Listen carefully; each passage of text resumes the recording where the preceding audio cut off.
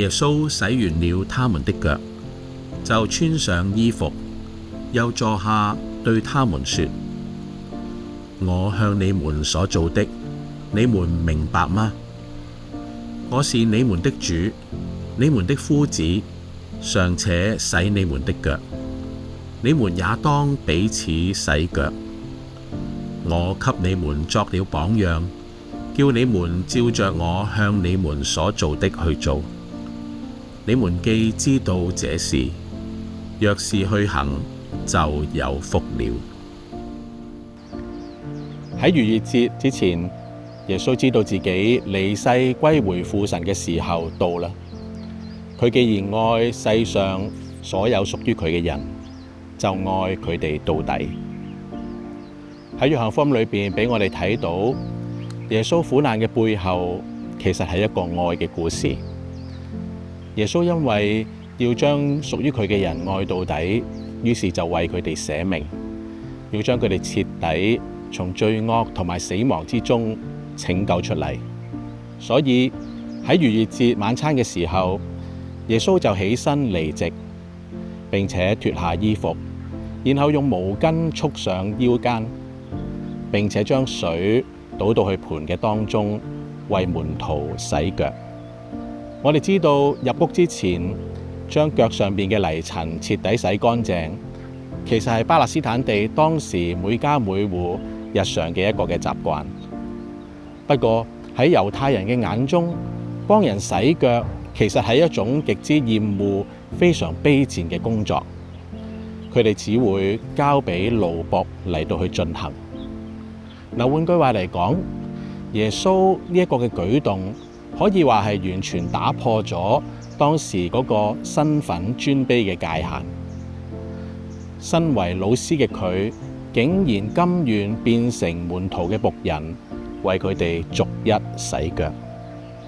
我哋唔難想象門徒當時嘅心情，一定覺得好尷尬，並且好詫異，點解我哋尊貴嘅老師會咁樣委屈自己？只不過佢哋都唔敢開聲問耶穌，直至到洗到彼得嘅腳嘅時候，彼得終於忍唔住口問耶穌：主啊，你也要洗我嘅腳嗎？耶穌於是就回答彼得：我如果唔洗你嘅腳，你就與我冇份。耶穌呢度所講嘅份，其實係指向佢嘅拯救，因為稍後耶穌要喺十字架上邊犧牲捨命嚟到去完成救贖嘅工作，所以為門徒洗腳，其實係象徵耶穌要徹底將佢哋嘅罪污洗乾淨，使到佢哋可以同耶穌基督嘅救恩同耶穌基督嘅愛有份。回想返較早之前，當耶穌佢預告自己將要受苦受死嘅時候，門徒仍然只係顧住爭邊個做大嘅。所以當耶穌為門徒洗腳之後，佢就開始教訓佢哋。耶穌話：我係你哋嘅主，係你哋嘅老師，尚且為你們洗腳，你們也當彼此洗腳。我留低榜樣俾你哋，叫你哋照住我向你哋所作嘅嚟到去實踐。你哋既然明白呢件嘅事情，照着去做，就有福了。透過彼此洗腳嘅教導，耶穌要求門徒首先放低佢哋嗰個爭競嘅心，轉為效法佢嚟到去放下身段，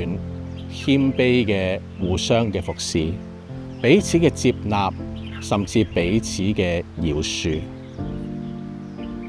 耶穌好希望門徒透過呢個彼此洗腳嘅行動，讓佢哋都一同經歷愛同埋被愛，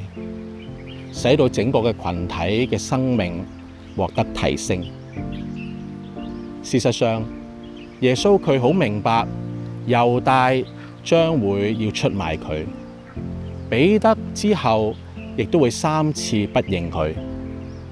至於其他嘅門徒，亦都因為耶穌被捉拿，佢哋會紛紛嘅四散離棄耶穌。但係耶穌佢仍然堅持嘅逐一為呢一班嘅門徒去洗腳。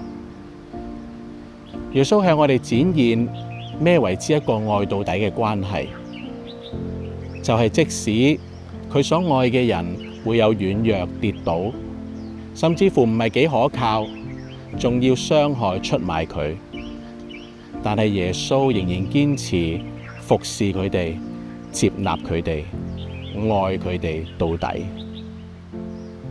耶穌呢一份嘅愛，讓我哋明白咩為之一個真正愛嘅關係，就係不求自己的益處，